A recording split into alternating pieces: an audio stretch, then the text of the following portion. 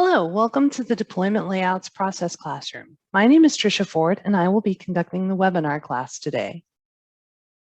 The content of this class is geared towards power users that will be facilitating document formatting revisions during implementation. This class is not for clients that are currently live with Aspire.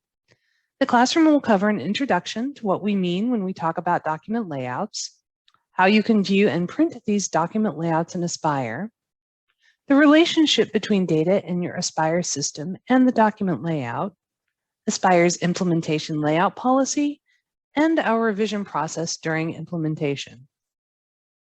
So what exactly are document layouts?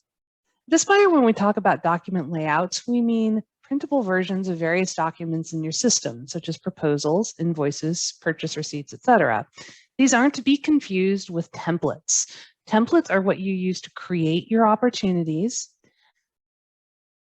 So it flows from template to opportunity to proposal layout. Your Aspire system comes loaded with system default layouts for all documents, and it's also preloaded with some additional sample layouts as well. During implementation, you'll have the opportunity to revise the following default or sample documents listed on the slide. These include the opportunity proposal, which can be a contract or a work order proposal, invoice, purchase receipt, which is a PO, invoice statement, which would be a monthly statement that you provide to your clients, a work ticket, which is an internal work ticket document, daily timesheet, credit memo, deposit, or opportunity estimate sheet. It's important to note there are a couple of different layouts that are not listed here. Those are, for example, site audits, and those are typically handled after implementation because you don't actually get into that functionality or train on it while you're in implementation. So that's more of an advanced function.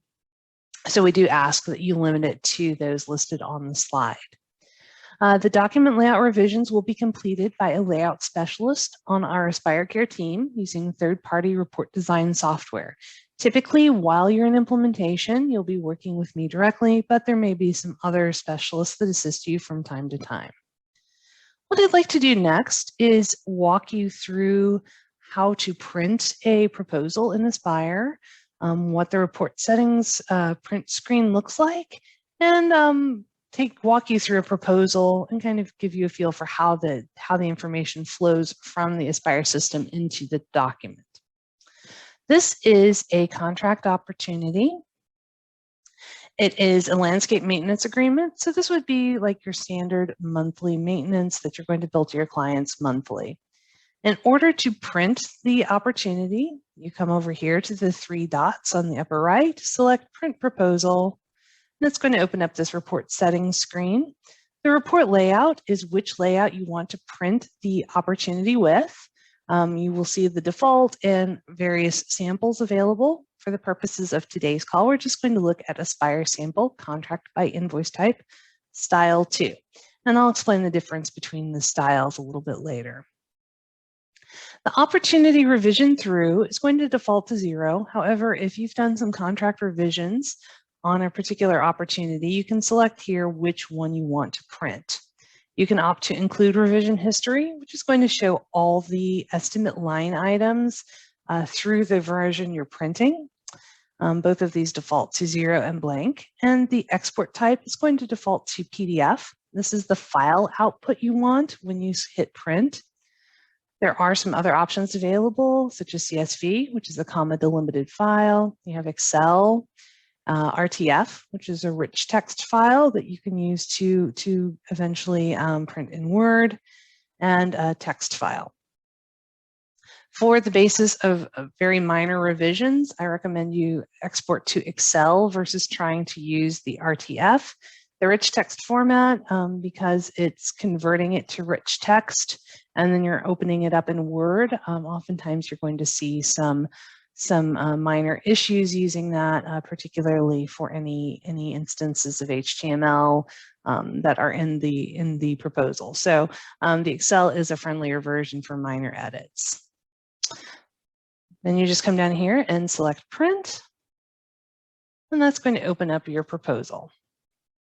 What I'd like to do next is walk you through the proposal and explain where the information pulls from.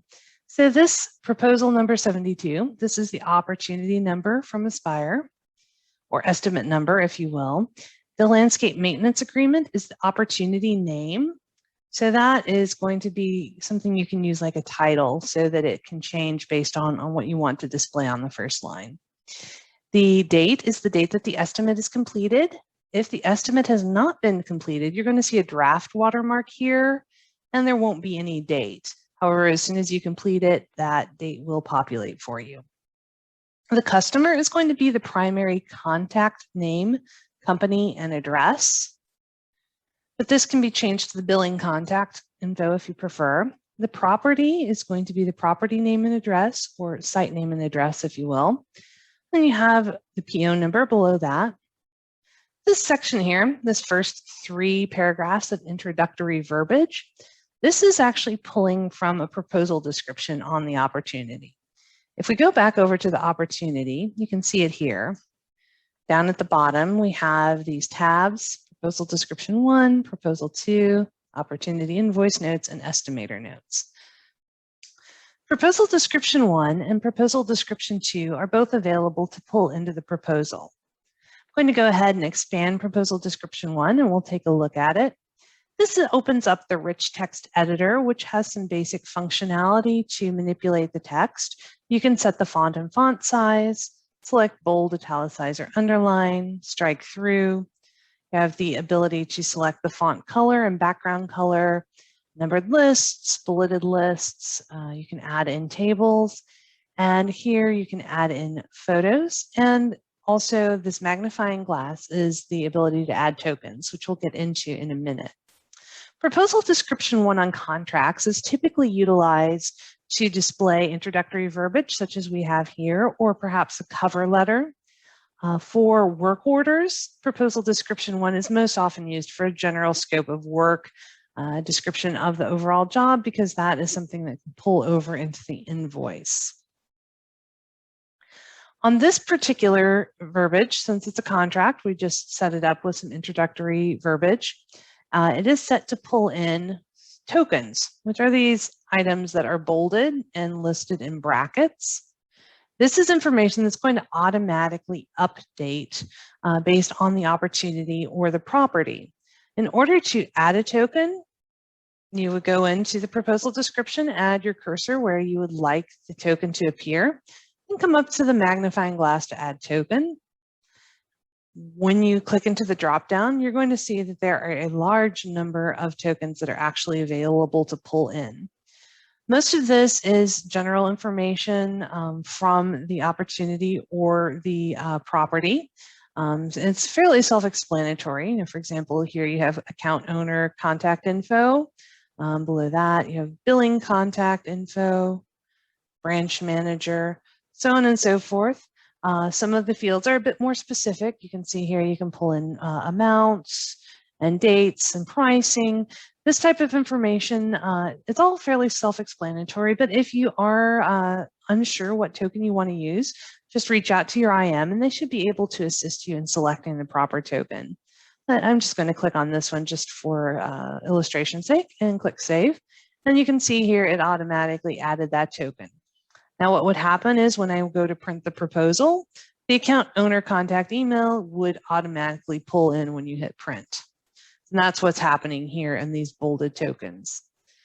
This is a very powerful tool. So you can set up this verbiage with tokens in your template, which you then use to create your opportunity. And when you print the opportunity using the layout, all this information is going to automatically update so you don't have to make changes. The advantage to doing this versus putting the information in the proposal, though, is that you can make changes as needed. So if you wanted to add a little extra verbiage here, or if you wanted to change it year to year on your templates, you have the opportunity to do so directly within the template or the individual opportunity. Oh, sorry about that. Just going to go print again.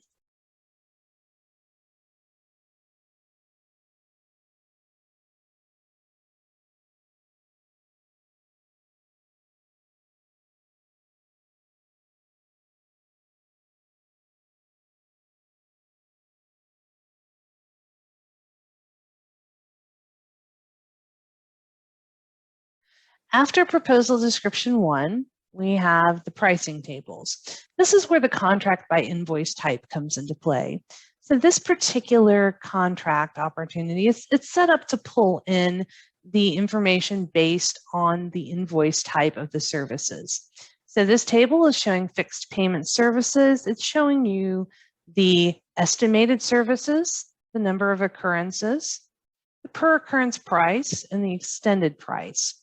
Now, this is for fixed payment only. If you're doing something like a blended contract, or if you're doing a fully per service opportunity, either way, you'd have a table display that would say services billed on completion, and those services would be listed in a separate table.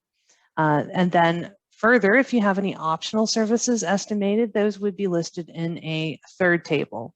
So this is a very nice sample because it's going to work with different invoice types, whether it's blended, which means it's fixed payment with maybe some per service or T&M, or if it's a pure per service contract, the same layout will work for both. It's just going to display different pricing tables. After the pricing tables, we have the payment schedule. The payment schedule pulls from Aspire based on the opportunity start and end date and whatever pricing you have allocated in the payment schedule on the estimate. So if you go back over to the estimate in Aspire, you can see here, just very quickly, these are the 4 services that were listed in the pricing table. It's pulling directly from the estimate. But if we go over here and take a look at the payment schedule, just click on Edit Payment Schedule, you can see here the contract period is based on the opportunity start and end date, as I mentioned. The pricing here is set to auto spread, so it just took the entire amount and spread it out equally over the period months. However, if you were to type a different value in, say in March, you had a deposit and you wanted to bill a higher amount in March for some reason, you could adjust that, and that's going to display in your payment schedule. The payment schedule is going to show your clients exactly what they're going to be billed each month.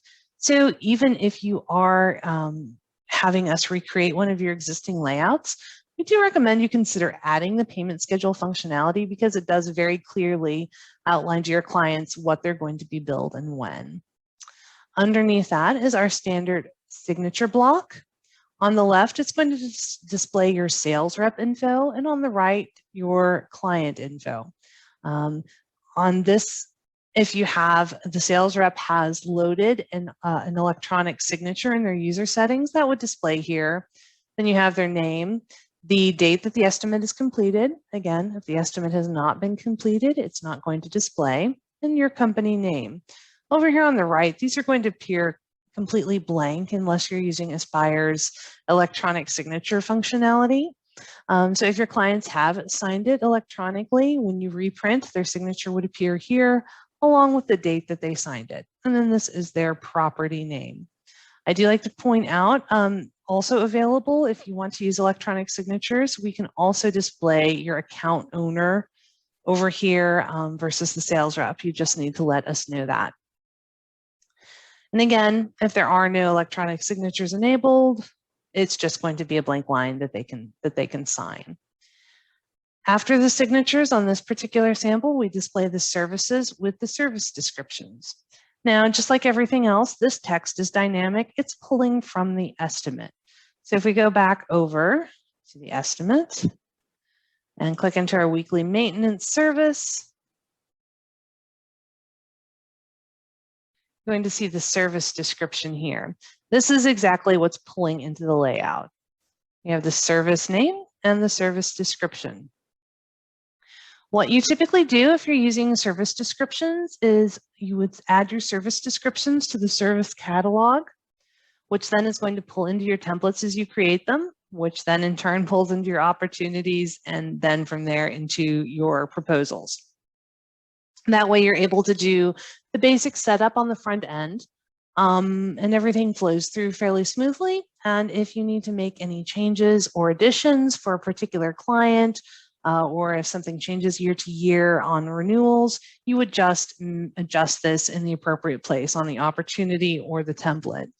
And then everything's going to flow through correctly for you. After the service descriptions, we have our terms and conditions page. The terms and conditions are blank here. That is because Aspire does not provide any boilerplate legal verbiage. We recommend that you use your own that can be vetted by your attorneys. So there are a couple of options with your legal verbiage. It can either be what we call hard-coded, which means you would provide us with a Word document of the text, and we would literally copy and paste it into the layout. So it lives in the layout. There are a couple of reasons why you might want to consider doing this. One is perhaps if you don't want your estimators to be able to easily change that verbiage. We do have some clients that don't like the idea that they can go in there and just change it at will if it's in proposal description 2. Another option might be because you're already using proposal description 1 and proposal description 2 for other purposes. I mean, we often see proposal 2 needing to be used for, appendices, photos, site maps, that type of thing. So we'll just kind of have to walk through the pros and cons of that. The downside to doing it having it hard-coded is that you are not going to be able to easily edit it. If you need to change it fairly often, it's really not going to work for us to hard-code it because you're going to have to submit a request, which incurs a charge. You're going to have to wait for us to change it every time. So really, you only want to hard-code it if it's something that you're not going to need to change on a regular basis. Our preferred method is for you to put it back in that proposal description 2, as I mentioned earlier. So right here, you would just click in here in your template and add your legal verbiage here and save it. And then, just like with the proposal description 1, it's going to pull into all of your opportunities and then from there, all of your proposals. Proposal description 2 really does give you the highest degree of flexibility, so we do recommend you use that whenever possible. The only other thing to point out here is that the page header on sample 2 or style 2 includes the opportunity name at the property name. It's going to have the estimate completed date in the upper right. And then down here in the bottom, you're going to see your company information and page numbers. If you have branches set up and you want to have branch infos pull into your layouts, please let us know at the time you're submitting your revisions, and we can change this to pull in your branch address, phone number, website, etc. Even up here, if you have branch logos, we can switch it out to pull a branch logo instead of a company logo. But that is something that won't happen automatically. You will need to let your layout specialist know as you're revising your proposals. So that was style 2. If you remember, there was a style 1, and I just want to really briefly go over what the difference is, because you're going to see this throughout the customer-facing documents in Aspire, such as invoices, statements, proposals, obviously. Style 1 and style 2 pull in the exact same information. There's no difference in terms of the detail information that it displays, but it does display it in a different style. So whereas the first one, or style 2, is more of a streamlined, contemporary look without a lot of boxes and grids, you can see here that style 1 is a little bit more like what you might be used to seeing in QuickBooks, where you have things outlined and boxed in a bit more. But all of the information is exactly the same. So what you typically would want to do is select which style more closely aligns with your needs and have us use that as the starting point for your revisions. And you would typically choose the same style for all of your proposals, invoices, etc., so you have a cohesive look. What I'd like to do now is go over the Aspire layout policy. Shortly after onboarding, you should have received a layout policy document. If you've not yet received one, please notify me or your IM, and we will be sure to get that out to you. During deployment, you will receive up to 8 hours of layout edits free of charge, depending on your sales tier. Once that time has been depleted, additional time will be billed at the rate of $150 per hour. Once you graduate to AspireCare, any layout requests or revisions will incur a charge of $150 per hour with a 1-hour minimum. And I do like to point out that regardless of implementation or post-implementation, requests will be managed in the order in which they're received. The layout policy document that you should have received, I'm going to take a moment and go over that with you. The document that looks like this, and it lists the sales tiers. If you're not actually in a sales tier, please reach out to me and let me know, and I will be happy to provide you with our older document that does not include sales tier. But for the purposes of this, we're going to look at the sales tier. Growth tier includes minor revisions only. Corporate tier is 5 hours at no charge. Anything beyond that is going to be your $150 an hour. Enterprise tier is 8 hours at no charge. Again, once your 8 hours have been exhausted, it's $150 per hour. So all of these, once you've gone past your allotted amount, then it is going to be billable at that hourly rate. What that means is when we talk about hours, that's a layout specialist time. So that includes any design time, consultation time. For example, if we're doing a custom revision for you, that's typically going to take a lot longer than if we're doing revisions to one of our samples. And it may require consultation meetings, sometimes two. Those are going to eat into your hours a lot more quickly than making revisions to those samples. So that's just something to keep in mind as you're submitting layouts.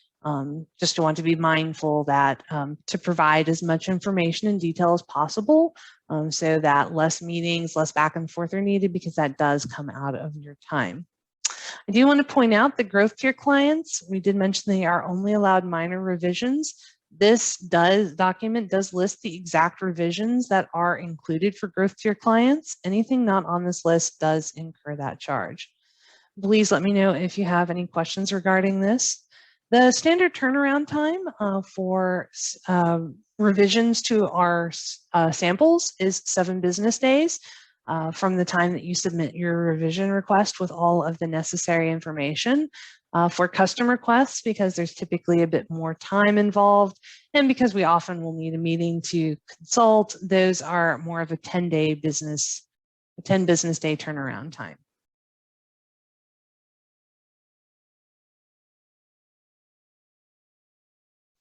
I'd like to spend the rest of the time going over Aspire's layout process.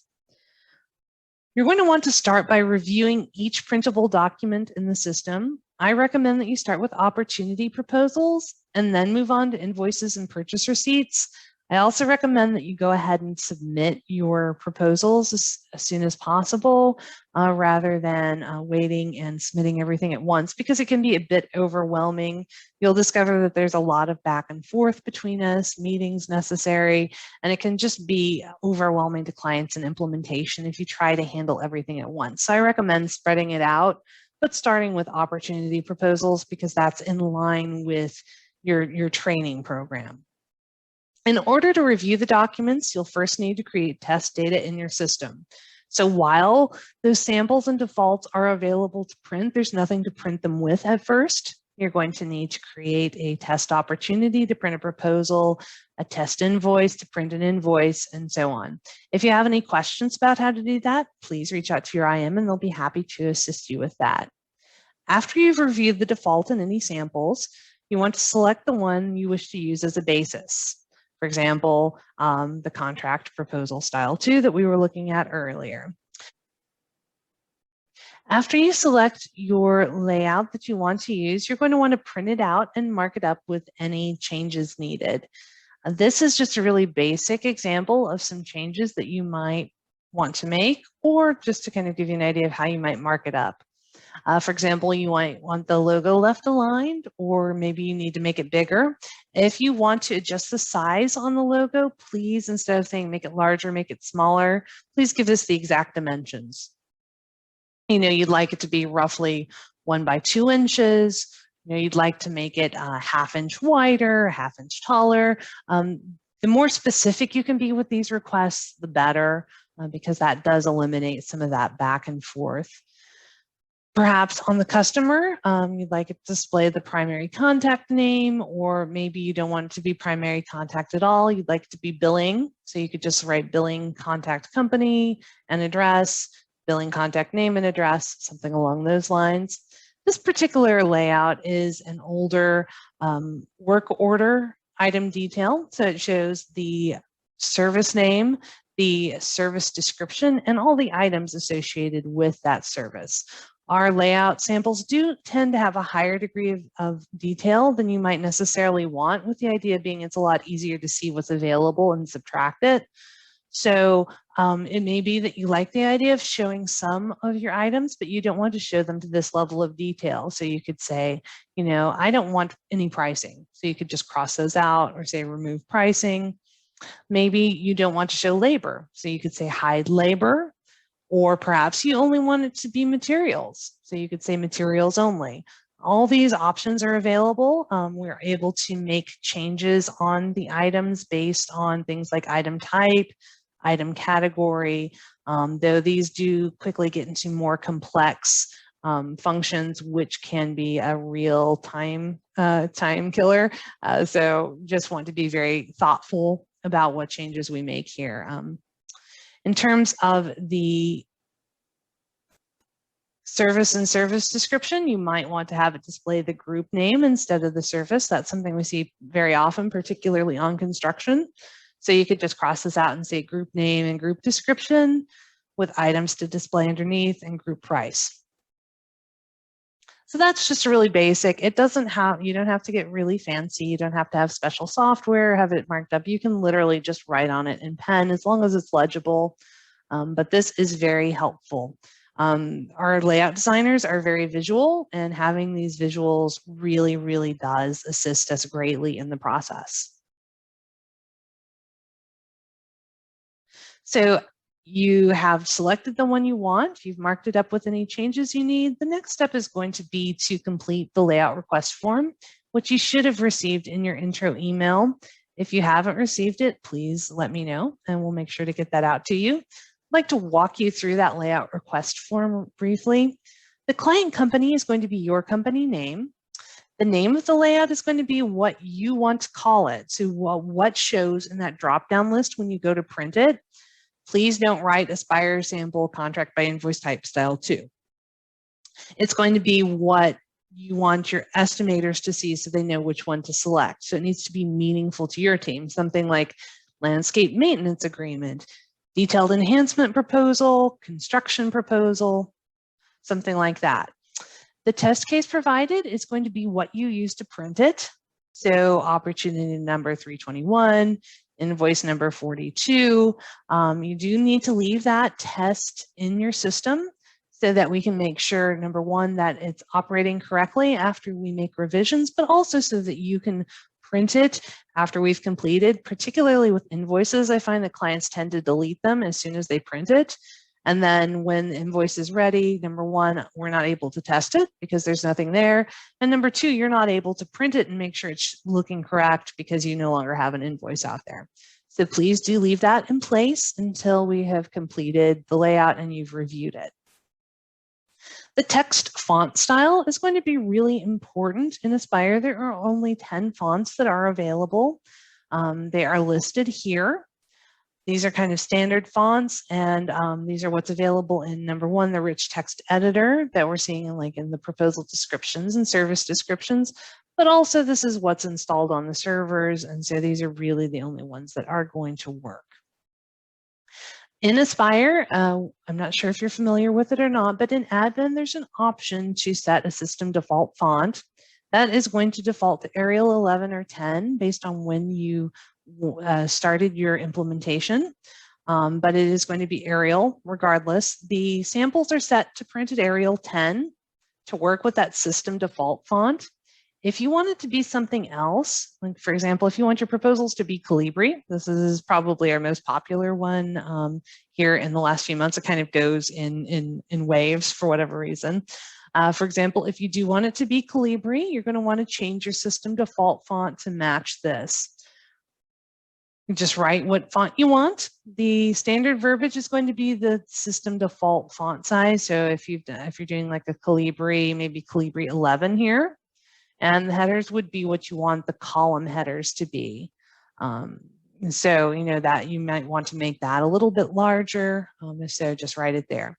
Margin sizes may not matter to you. If you're fine with the sample, you can just leave these blank. But if you do have specific margins you'd like, please list those measurements out here in inches. Color for text or text box. We can do custom colors.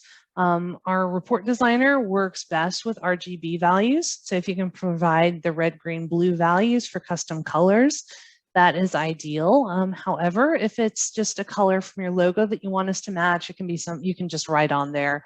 You'd like it to be the green from your logo or the blue from your logo. For example, just to give you an idea of what we're talking about here, if we go back over to our style 2, maybe this colored band, you'd want it to be in the blue from your logo. The text that's here in gray, that's meant to match. So, you might want to make the text that same green. These lines, perhaps you want those to be color coordinated as well, or a combination of your colors. If you want to do multiple colors, because it's a bit confusing on the layout request form, we just have the one line. If you want to do multiple colors, please just mark it on the layout. So when you print it, and you're marking it up with the revisions, you just write, blue from logo here, green from logo here. Or, again, if it's something that's not from your logo, it's a custom color you want, just write, RGB value here versus the one you want here. But that is included, and that's actually something that even our growth tier clients can do because it's a pretty easy way to customize your layout and make it match with your logo and your style. So that's really all you need with the layout request form. So again, you're going to need to select which one you want, mark it up with the changes you need, and complete the layout request form, and then submit it to AspireCare. Before I go over how to submit it, I do want to mention the process for doing a custom layout. It may be that after you've viewed our samples in our system, you really just prefer your existing layout. You may have one that you've put a lot of time into, maybe even had a graphic designer involved with. We understand this is part of your brand.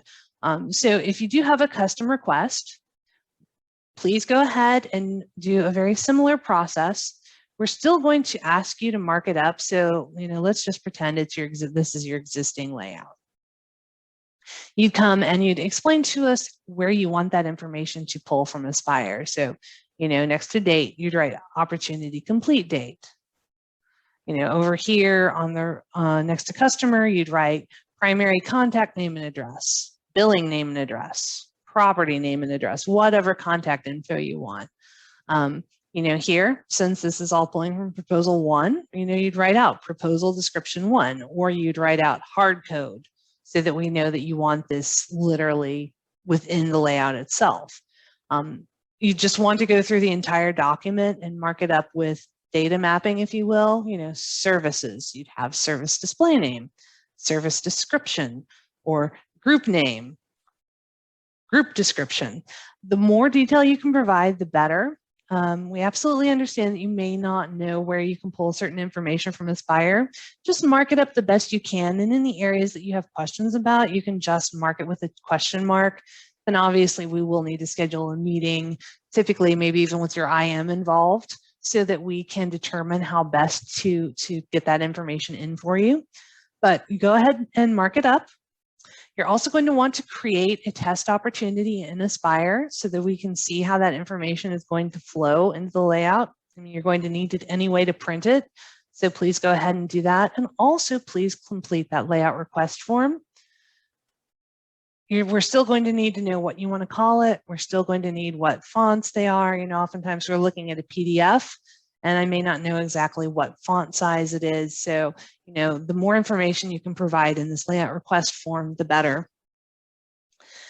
As you can see, it's a bit of a theme. The more specific you can be without layouts, honestly, the better. But same process, you get everything marked up and you're ready to submit it. In order to submit a layout request, we're going to ask that you please don't email Aspire. Please don't put it in Teamwork. We're going to ask you to please go into the Resource Center in Aspire, and I'll show you where that is in just a moment. If you go back to the home menu,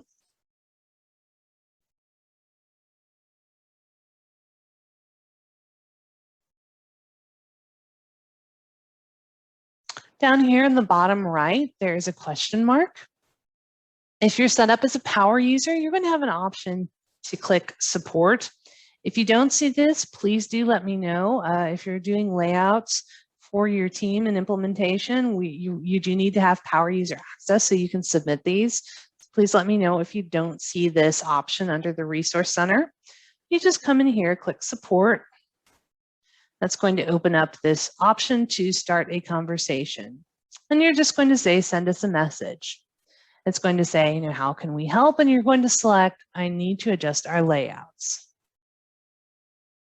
And you're going to get an automated process. Okay, are you in the implementation process? For your purposes, you're going to say yes, because you are currently in implementation. However, once you graduate to AspireCare and you're live with Aspire, you'll say no to that. And it's going to prompt you to ask what type of layout you're working on. We're going to say contract proposal, because let's just assume that you're submitting that first. So you write what you want and click the chat bot. It's going to respond and say that you're going to hear from someone at AspireCare soon. It does prompt you to attach any documents using the paperclip in the bottom right corner of your chat box. So you're just going to click on that, and it's going to open up your browser to load your documents. You're going to want to load that layout request form and your marked up layout. I'm just going to say layout. Okay, now that has been added. What happens then is in a few minutes when someone is available, you're going to hear, this is currently closed, but normally you would hear back from someone at AspireCare saying, yes, we've received your request and that we are forwarding it to a layout specialist. At that point, it may be a while because our layout specialists do have a number of layouts. We spend most of our time in design. So it may be a while before you hear back from AspireCare, but typically within a day or so, you'll hear back from us that we've received it. It's been added to queue based on the date received. If we have any immediate follow-up questions, maybe we may need to schedule a meeting, something like that. We'll go ahead and at that time reach out to you and start that process. But typically, again, it's going to be 7 business days for the request to be completed, or 10 if it's a custom layout. We'll let you know when it has been completed if we don't have any questions, and you'll be ready to go. We do ask that you submit 1 request per conversation. So please don't come in here and just load in all of your work order proposals and your contract and your invoice and your statements, because this is our method of communication. If it's all in one conversation thread, it's going to be very confusing as we go back and forth saying, okay, this is done. We have a question about this. You have a question about something else.